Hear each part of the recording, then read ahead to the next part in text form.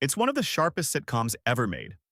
Relentless pacing, perfect farce, lines people still quote decades later.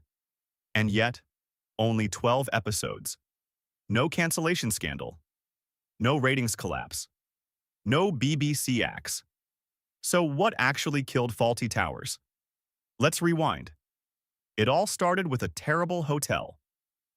Before Basil Fawlty ever screamed at a guest, John Cleese had a real-life nightmare stay at the Gleneagles Hotel while filming with Monty Python's Flying Circus. The owner was suspicious, rude, and wildly inappropriate.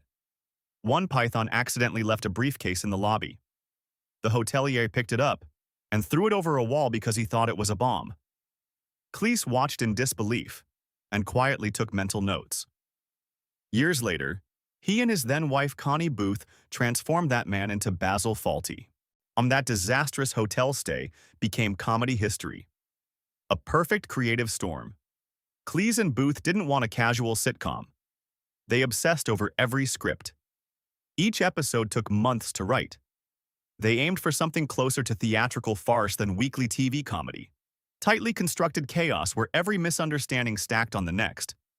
That perfectionism is why Fawlty Towers feels timeless.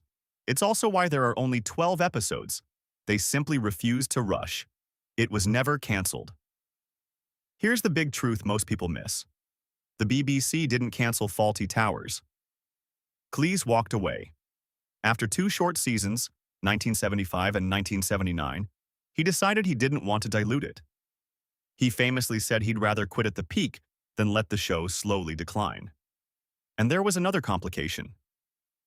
By the time Series 2 was made, Cleese and Booth were already divorced.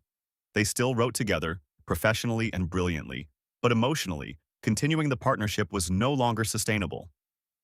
So Cleese made a rare creative choice. He stopped.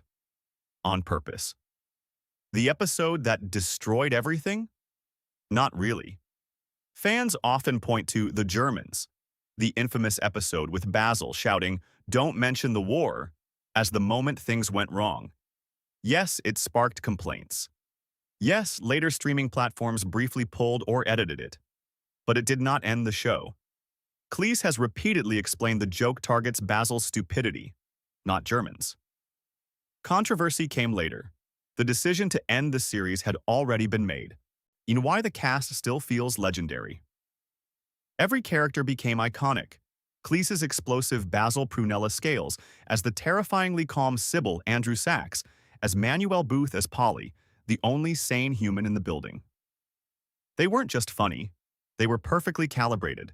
No filler, no weak links. That's what happens when you only make 12 episodes and polish every one. The real reason. It ended. Not cancellation, not backlash, not ratings.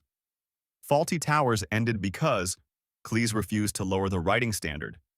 He didn't want the show to fade creatively. His writing partnership with Booth had reached its natural end. That's it. A rare case of a comedy dying at its absolute peak. Most sitcoms end when audiences stop caring. Fawlty Towers ended while people were begging for more. And that's exactly why it still feels special.